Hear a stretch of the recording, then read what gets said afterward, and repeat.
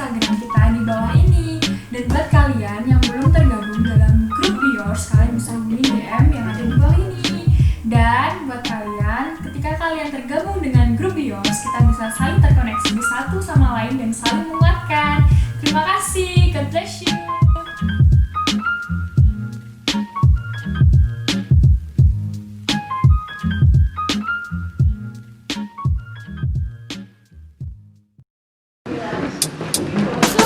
Aku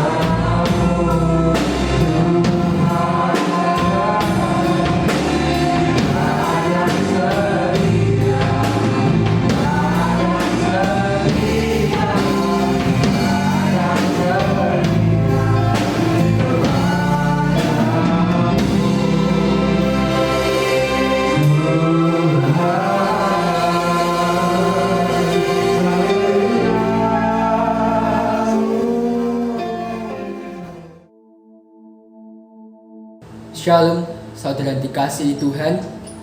Dimanapun kita berada saat ini, kita percaya bahwa Tuhan pasti sanggup untuk melawat dan menjamah setiap kita. Karena kuasa Tuhan tidak dibatasi oleh ruang dan waktu. Mari sebelum kita masuk ke dalam firman Tuhan pada hari ini, sama-sama kita akan berdoa. Bapa kami di dalam surga, di dalam nama Tuhan Yesus Kristus, kami bersyukur buat segala anugerah-Mu. Kami sudah menikmati hadirat-Mu dalam pujian dan penyembahan. Saat ini kami siap untuk menerima kebenaran firman-Mu. Di dalam nama Tuhan Yesus Kristus kami sudah berdoa. Haleluya. Amin. Saudara yang terkasih di dalam Tuhan, pada kesempatan kali ini kita akan sama-sama belajar tentang obedience, yang artinya ketaatan.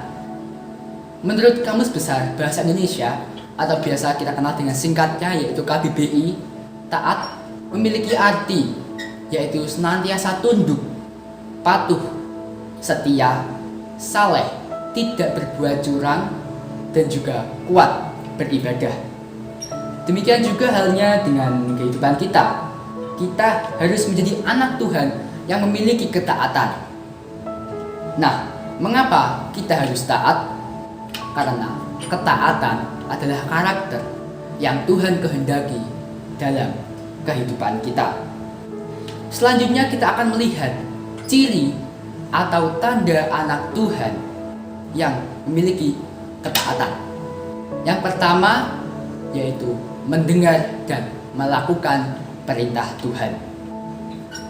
Seperti yang dilakukan oleh Abraham ketika Tuhan mengutus Abraham untuk meninggalkan tanah kelahirannya dan pergi menuju tempat yang akan Tuhan perintahkan pada Abraham. Pada saat itu Abraham tidak mengetahui mana tempat yang akan Tuhan tunjukkan kepadanya. Namun Abraham tidak berargumen sedikit pun. Abraham tidak membantah perintah yang dikatakan oleh Tuhan. Mari kita buka di dalam Kejadian 12 ayat 1 dan 4. Kejadian 12 ayat yang pertama. Berfirmanlah Tuhan kepada Abram, pergilah dari negerimu dan dari sanak saudaramu dan dari rumah bapamu ini ke negeri yang akan kutunjukkan kepadamu. Kemudian ayat yang keempat. Lalu pergilah Abram seperti yang difirmankan Tuhan kepadanya, dan Lot pun ikut bersama-sama dengan dia. Abram berumur 75 tahun ketika ia berangkat dari Haran. Dari firman Tuhan ini kita bisa melihat tentang ketaatan Abraham yang melakukan sesuai dengan apa yang Tuhan perintahkan. Demikian juga dengan Nuh. Nuh juga pribadi yang memiliki ketaatan, yaitu dia mendengar dan melakukan perintah Tuhan. Dari mana kita bisa melihat? Yaitu ketika Tuhan memerintahkan Nuh untuk membuat bahtera di atas gunung. Itu secara manusia adalah sebuah hal yang sangat tidak masuk akal. Tetapi Nuh tidak menghiraukan omongan cibiran dari masyarakat di sekitarnya. Nuh tetap fokus oleh apa yang Tuhan perintahkan. Hal itu tertulis di dalam Kejadian 6 ayat 13, 14, dan 22.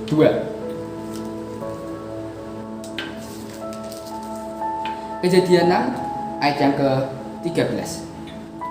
Berfirmanlah Allah kepada Nuh, aku telah memutuskan untuk mengakhiri hidup segala makhluk, sebab bumi telah penuh dengan kekerasan oleh mereka. Jadi aku akan memusnahkan mereka bersama-sama dengan bumi. Ayat yang ke-14. Buatlah bagimu sebuah bahtera dari kayu gofir. Bahtera itu harus kau buat berpetak-petak dan harus kau tutup dengan pakal dari luar dan dari dalam. Lompat ke ayat yang ke-22. Lalu Nuh melakukan semuanya itu tepat seperti yang diperintahkan Allah kepadanya. Demikianlah dilakukannya. Oleh sebab itu, saudara yang dikasihi Tuhan, bila kita memiliki ketaatan, kita pasti mendengar dan melakukan perintah Tuhan. Demikian pula kita sebagai anak juga harus memiliki ketaatan kepada orang tua kita. Ciri anak Tuhan yang taat yang kedua adalah memiliki kesetiaan yang tulus dan murni. Orang yang taat, dia pasti setia. Namun orang yang setia belum tentu dia taat. Mengapa demikian? Karena tidak sedikit orang yang setia tetapi memiliki motivasi atau tujuan untuk kepentingan daging. Misalnya, setia karena ingin diberkati, setia karena ingin doanya dijawab, setia karena ingin mengalami keberhasilan. Memang itu tidak salah. Tetapi ketika kita setia hanya karena motivasi tersebut, maka itu tidak bisa dikatakan dengan ketaatan. Contohnya seperti pemuda SMA. Siapa dia? Mereka adalah Sadrak, Mesak, dan Abednego. Mereka memiliki kesetiaan yang tulus dan murni. Kita akan baca terlebih dahulu di dalam Daniel 3 ayat 7 sampai yang ke-18. Daniel pasal yang ketiga ayat yang ke-17. Jika Allah kami yang kami puja sanggup melepaskan kami, maka ia akan melepaskan kami dari perapian yang menyala-nyala itu dan dari dalam tanganmu ya Raja. Tetapi seandainya tidak, hendaklah tuanku mengetahui ya Raja, bahwa kami tidak akan memuja dewa tuanku dan tidak akan menyembah patung emas yang tuanku dirikan itu. Kita melihat di sini bahwa Sadrak, Mesak, dan Abednego mengatakan seandainya Tuhan tidak menolong mereka, mereka tetap setia menyembah Allah dan tidak menyembah patung yang didirikan oleh Raja Nebukadnezar. Inilah kesetiaan yang tulus dan murni tanpa mengharapkan imbalan. Jadi, ketaatan di sini adalah kesetiaan yang tulus dengan bertujuan untuk menyenangkan hati Tuhan. Camkan baik-baik saudara yang dikasihi Tuhan. Orang yang taat tidak mengejar janji Tuhan, tetapi janji Tuhan yang mengejar orang taat. Demikian juga orang yang taat tidak mengejar berkat, namun berkat yang akan mengejar orang taat. Apakah berkat yang tersedia bagi anak Tuhan yang memiliki ketaatan? Yaitu beroleh perkenanan dan janji-janji yang dari Tuhan. Sebaliknya, apakah yang akan terjadi bila kita tidak taat oleh perintah Tuhan? Ketidaktaatan akan mendatangkan hukuman dan kutuk di dalam kehidupan kita. Maka dari itu saudaraku yang dikasihi Tuhan, mari kita tetapkan hati untuk hidup di dalam ketaatan. Percayalah bahwa ketaatan pasti mendatangkan berkat. Ketaatan pasti mendatangkan mujizat. Ketaatan pasti mendatangkan perkenanan Tuhan. Dan ketaatan mendatangkan janji-janji Tuhan. Baik janji untuk hidup sekarang, saat kita masih berada di dalam dunia ini, maupun hidup yang akan datang saat kita berada di surga bersama Tuhan Yesus Kristus sampai selama-lamanya. Amin. Tuhan Yesus Kristus memberkati kita semua. Mari kembali kita berdoa, mengucap syukur untuk firman Tuhan dan meminta pada Tuhan supaya kita diberi kemampuan untuk hidup di dalam ketaatan. Bapa kami di dalam surga, di dalam nama Tuhan Yesus Kristus, kami mengucap syukur buat firman-Mu yang mengajarkan kami supaya hidup di dalam ketaatan. Mampukan kami ya Tuhan untuk menjadi anak muda yang taat kepada Tuhan dan taat kepada orang tua kami. Kami percaya roh ketaatan sudah Tuhan anugerahkan bagi kami. Dan kami juga percaya hari ini Tuhan sudah memberkati kami semua dimanapun kami berada. Berkat Tuhan turun atas kami mulai hari ini dan sampai selama-lamanya. Terima kasih Tuhan, hanya di dalam nama Tuhan Yesus Kristus, kami sudah berdoa. Haleluya. Amin. Tuhan Yesus Kristus memberkati kita semua.